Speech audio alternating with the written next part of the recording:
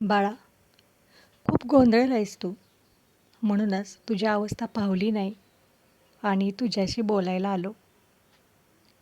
बाळा, तू खूप स्वप्न बघितली होतीस. मी असं करेन, मी ते करेन. पण ती स्वप्न पूर्ण करता करता तुझ्या मार्गात खूप अडथळे आले. आणि आता अशी मनाची स्थिती झाली आहे की मी स्वप्नच बघायचं सोडून देणार, असं तुला वाटायला लागलं आहे. म्हणून तुझी काळजी वाटली, म्हणून तुझी भेट घ्यायला आलो, तुझ्याशी बोलायला आलो. कारण तुझी खूप काळजी वाटते रे बाळा. कारण तू खूप खूप खूप गुणी बाळ आहेस माझा. तुझ्या आयुष्यात होणाऱ्या सगळ्या घडामोडी मी पाहतो आहे. तुझ्या आयुष्यात खूप संकटं, खूप अडचणी येत आहेत. तरी देखील तू त्यांना न डगमगता तोंड देत आहेस.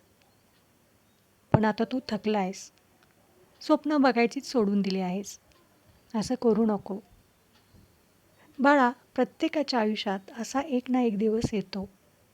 त्यावेळी असं वाटतं आता सगळं संपलंय. आता माझ्याकडून कोणतंच कार्य होणार नाही. म्हणून माणूस स्वप्न बघायची सोडून देतो. परंतु कुठून तरी आशेचा किरण दिसतो आणि परत नव्याने उमेदीने माणूस उभा राहतो.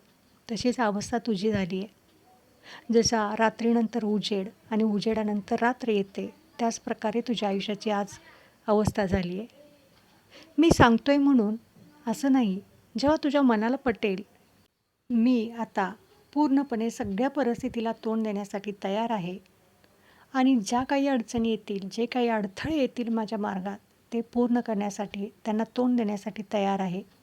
तेव्हा तुला समजेल की मी काय सांगत होतो. बाळा, प्रत्येकाच्या कर्माचा भाग असतो. जो ज्याच्या आयुष्यात जसा प्रसंगांना तोंड देतोय, मग ते आनंदी असतील, दुःखी असतील किंवा गोंधळलेले असतील, त्या प्रत्येक गोष्टीत त्याचं कर्म सामावलेलं असतं. म्हणून प्रत्येक गोष्ट करताना, प्रत्येक काम करताना ते योग्य का आहे की अयोग्य आहे हा विचार कर. कारण माझा तुझ्यावरती पूर्ण विश्वास आहे. तुझ्या मार्गात आलेले अडथळे, अडचणी यांना तोंड देताना तुझ्या मनात विचार येऊन गेले, आता माझं संपलं, आता मी इथून पुढे काहीच करू शकत नाही. पण तसं नाही बाळा, ती तुझी एक परीक्षा होती. आता तू जर नव्याने ठरवलंस तर तू खूप मोठ्या उंचाईवरती जाऊन पोहोचशील. कारण तुझं कर्म चांगलं होतं. आजपर्यंत ज्या अडचणी आल्या तुझ्या आयुष्यात, तो देखील तुझ्या कर्माचा भाग होता. म्हणून बाळा, लगेच हार मानू नको, लगेच निराश होऊ नको. मी तुझ्याबरोबर आहे. सगळ्या गोष्टींचा विचार कर आणि नव्याने परत सुरुवात कर. कारण मला माहिती आहे, तू खूप मोठा होशील. तुझ्या हातून खूप चांगलं कर्म घडेल, खूप चांगल्या लोकांना मदत होईल.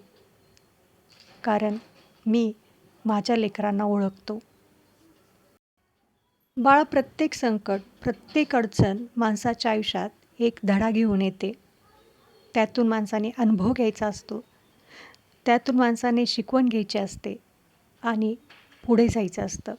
प्रत्येक प्रसंग, प्रत्येक अडचण माणसाला काहीतरी शिकवून जाते. तेही माणसाने शिकलं पाहिजे आणि त्याच्यातून पुढे वाट करत गेलं पाहिजे. कारण आयुष्य जगणे म्हणजे नुसतं सुख उपभोगणे असं नाही. येणारे सुख, दुःख यांना देखील खंबीरपणे तोंड दिलं पाहिजे.